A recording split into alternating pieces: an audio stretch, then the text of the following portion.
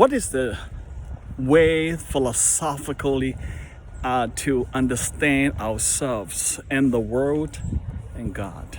Van Til's approach is called transcendental argument.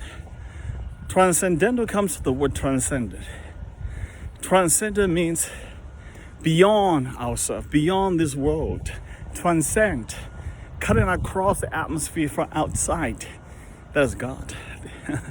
So the argument of transcendental must be rightly so by him saying that it's got to be based on an absolute sovereign God, and that is the Reformed theology.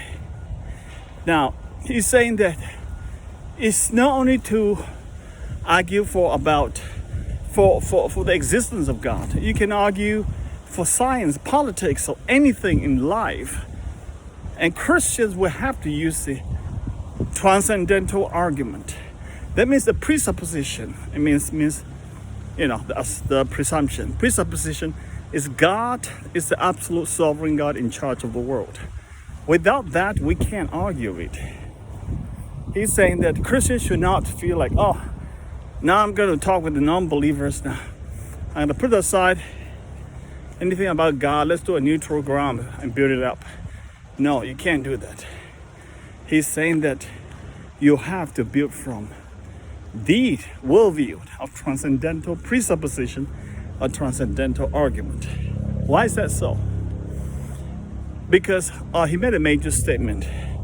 He said, in this world, no one can utter a word to negate or affirm the existence of God or God himself without the transcendental presupposition of the existence of the absolute sovereign God. In other words, he's arguing that if you can't even utter a voice if your house sinks. So he's using the house as a illustration. You know, the house is built with foundations and beams. If there's no foundation and beams, which you can't see, this house is not going to last. It's going to collapse. In other words, he's saying that the one that undergirds all our philosophical discussion is God. If you're taken away in your philosophical discussion and pursuit, and therefore you're going to find yourself collapsing all over the place. Like the house is going to collapse. And interestingly, he said, when he said it must be based on the Reformed theology, not evangelical theology. What it means is Arminianism, Arminian or non-Reformed church theology. That won't stand. You will need a Reformed worldview that believes and prescribes to the absolute sovereignty of God in order to have a meaningful discussion to come up with the conclusion of who God is and what we do. And without that, we can't even know who we are. I think that he got that from John Calvin. John Calvin wrote, unless you know who your God is, you will never know who you really are. Profound statement. That statement stuck with me for the longest time, and I love that statement. Okay, so this is a little bit about Van Til's. Very powerful guy, because so many philosophers trying to do natural theology, in other words, trying to argue from reasoning the existence of God and all this without the revelations of God. He said, you're wasting your time. So that's what our history has gone through, and the Christianity has gone so liberal in so many places in the world because of that. And now we have to take back our inheritance.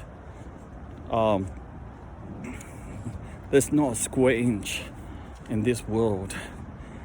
Christ cries out, that doesn't belong to me. Kuyper said that, right? And it is profoundly true. so true that we just take it for granted. We never thought of it. But it will be so sad if our people do not realize that we are in a dire situation. We continue to let the philosophy of the day continue onslaught onto our children, onto our family, our grandchildren, ourselves, our parents and grandparents.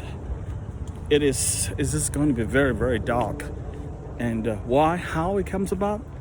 It all came about through human philosophizing without God, okay? Everyone is trying to use natural thinking, theology, to come to some conclusion, very, very fancy, technical, sophisticated ways like Plato called form and, and all this.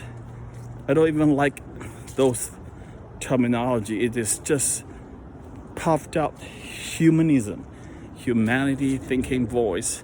Try to do something that is impossible. You're trying to ask an elephant to swim. Can't swim.